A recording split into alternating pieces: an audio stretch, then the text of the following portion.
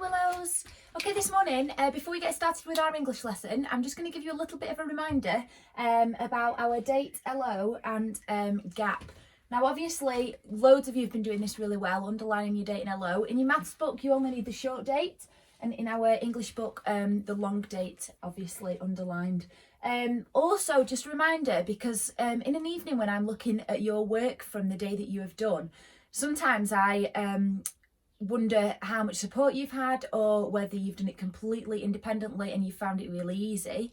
So one way of you letting me know that is obviously if you use gap, and that would be really helpful for yourself and for me.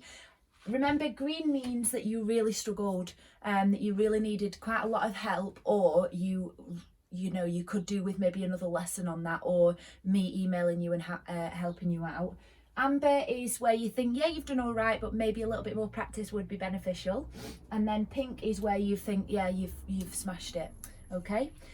So today for our English lesson, we are going to be looking at the poem again, The Lion and Albert.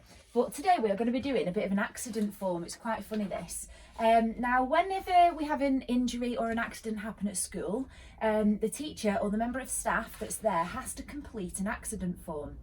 And that's exactly the same with any place. For example, if you go to a restaurant and somebody gets burnt, they would also have to complete an accident form. Or for example, in the zoo and somebody gets injured by an animal, or they've tripped over a loose paving stone or something like that, they would have to fill in an injury accident form. So obviously we know that Albert has actually been eaten by a lion, and therefore the zookeeper or the member of staff at the zoo would have to complete the accident form. Now, below you can see that there is an image of an accident form. And I'd like you guys to have a go at doing this. Now, some of you have got printers and you are able to print it out. If you don't have a printer, have a go at just drawing this in your book, or look at the key information that's on it. For example, the name of the child, the accident, the injury, the date of birth of the child, things like that. And just put that in your book as a list. You don't need to draw out the grid, so don't worry too much about it if you can't print, okay? Just try your very best with whatever you can do. So we're going to have a think about Albert in particular today and what has actually happened to him. We know that he's being eaten by a lion, but what has happened in the run up to all of this? Because on your accident form, it asks for the details of the injury, or the details of the incident, I think it says. So I'd like for us to pull that apart today, and just like the police officer would have done, really, he would have investigated it a little bit more. So that's what we're going to do. So if we think about Albert, I'd like you to pause the video now and create a bit of a spider diagram all about what has happened in the run up to this. And then I'm going to do it on the board as well. And I'd like you guys to then see if you've missed any off, or if you've got any extra that I've actually missed. So think about when he woke up, it was his birthday. What happened from the minute he woke up all up until the event of him being eaten by the lion. Okay, so pause the video and have a go at doing this.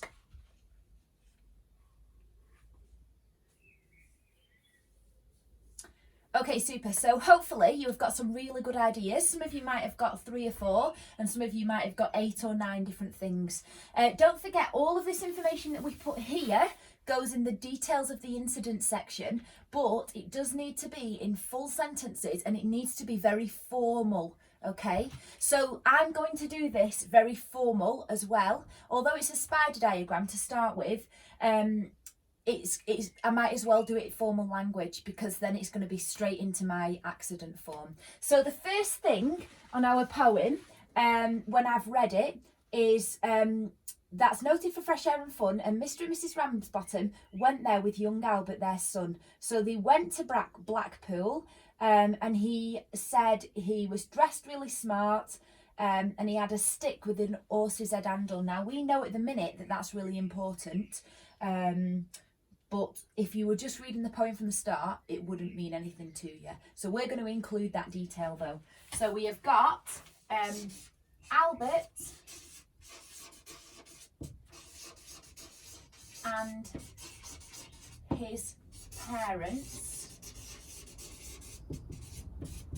take a trip to Blackpool. Now, because this is an accident form, it's not necessarily like a story or anything like that, so we're not looking for relative clauses and parentheses and things. I'm just looking for formal language and that you've scanned for key information from here. Okay, that's your lesson objective. So you need to pull the information out and get that on your accident form. So that's the first thing. Albert and his parents take a trip to Blackpool, okay?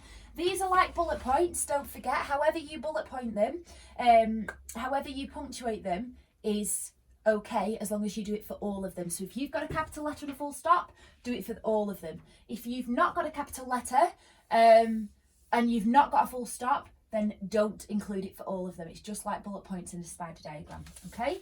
They went to the zoo, so be specific with your detail. Now, we don't actually know the date that they went, but we know that it was Albert's birthday. So when it says date of accident, you guys just make up a date, and I'm going to do it on here. Went to Blackpool on 27th of April.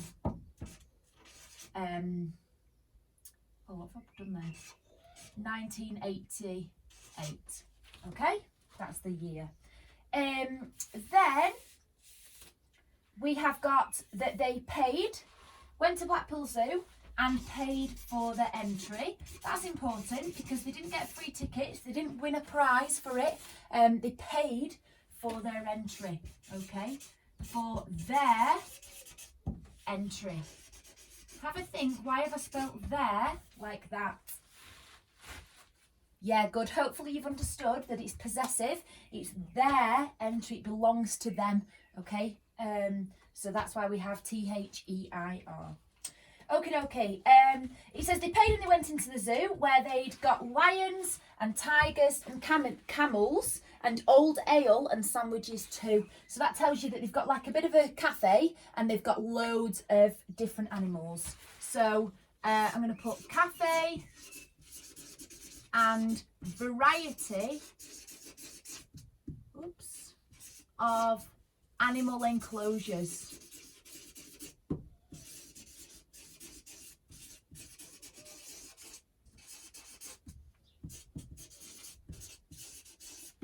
The word enclosures is just a more formal word for cage or area, so that's obviously why I've included that word. Okay. There was a great one big lion called Wallace. His nose were all covered with scars. So this is important because what does that tell you about Wallace? It tells you that he's been in a few fights and a few scraps. It might be with other animals, or it might actually be with some of the lion tamers. We don't know. He lay in a somnolent posture with the side of his face on the bars. So we've got that key word there. I'm going to include that because it's in the poem. So again, I'm scanning for key information. I'm looking at my key vocabulary that I've used before, and I'm including that in my writing, just throughout any pieces of writing that we can do. Okay. So Wallace was a lion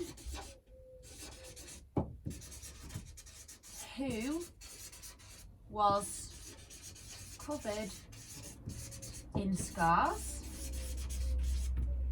He lay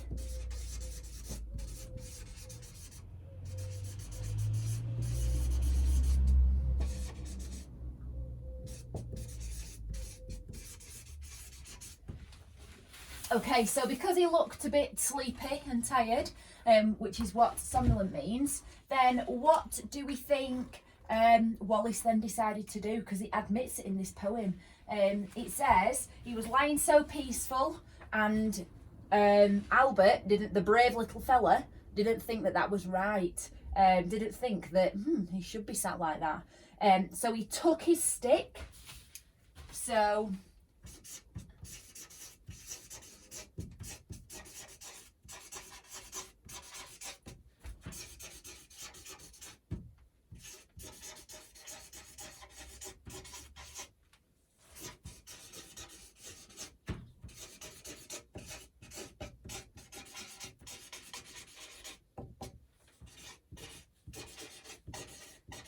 and again, I am pulling the keywords. Albert thought lions should be fierce all of the time, so he prodded him with what? What does it say in the poem? And don't forget, it's got the H taken off because it's written by a poet who is quite northern.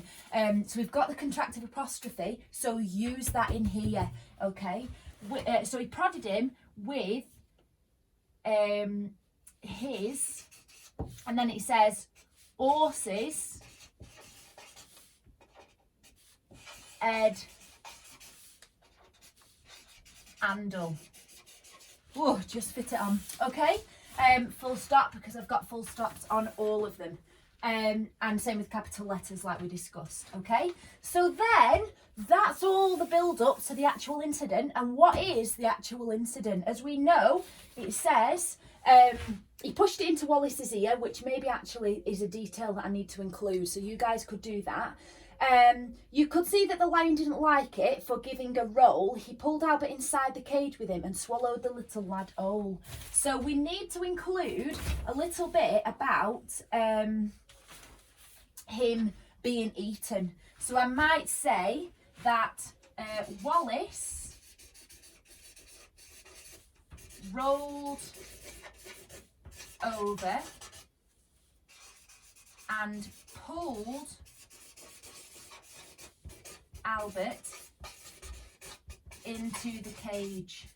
It's important that we have that detail because some people in their writing have been getting mixed up that Albert was in the cage. He wasn't at first. He didn't go and be naughty and get in the cage. He did poke the lion, but the lion pulled him in, and that's a detail that we do need on our accident form. So Wallace rolled over and pulled Albert into the cage, and then you can just say, and ate him whole. I'm running out of room, apologies. Okay, so once we've got all of those details, then you need to include that into your details of the incident, and then there is a section that says, let me just remind myself. Oh, the record of any injury taken. So has he got a cut? Has he got a bruise? Has he got a scar? Has he got any grazes? Was there a bit of blood or no blood? So have a think about that, and then there is a section that says other, and then please give details. So it is another, isn't it? Because he's actually been eaten. So you need to say that, but put it in formally as well. Okay. So this is the activity for today. It's quite a nice one. Use all of these things that we've got, and if you can scan the text for any more information, then please do so. Posted below this video is a fresh poem, just in case you can't find your previous ones, as well as the actual accident form for you to complete or draw in your books. Okay, so enjoy today's lesson because it is a nice one, and then this is going to be built in to what we are doing for the rest of the week.